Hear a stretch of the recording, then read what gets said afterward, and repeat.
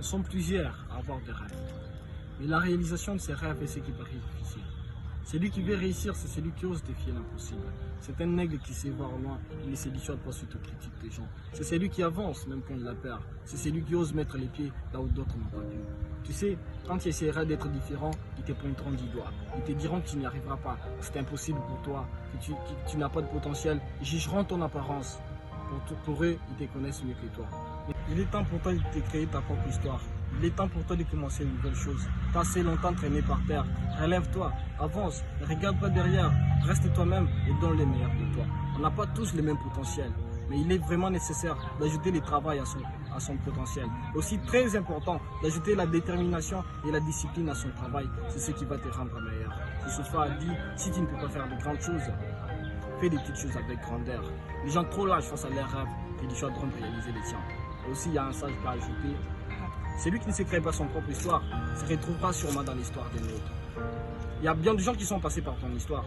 Et encore plusieurs qui ont surmonté les histoires plus difficiles que toi. Mais ils n'en ont pas trouvé d'excuses pour pouvoir abandonner. Au contraire, ils s'en sont inspirés pour pouvoir accomplir ce qu'ils ont accompli aujourd'hui. Aujourd'hui, la célèbre Oprah Winfrey, la première dame milliardaire noire au monde avec une fortune estimable de plus de 3,1 milliards de dollars. Elle a été violée à l'âge de 14 ans. Elle tombe enceinte de l'un de ses violeurs. Elle met au monde un enfant qui va mourir quelques semaines après la naissance. Elle a été maltraitée. Elle a été chassée de la maison par sa mère.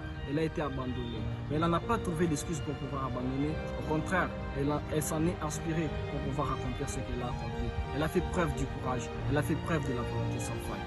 Vous savez, on ne peut pas prendre une décision fondée sur la peur et l'appréhension de ce qui pourrait nous arriver.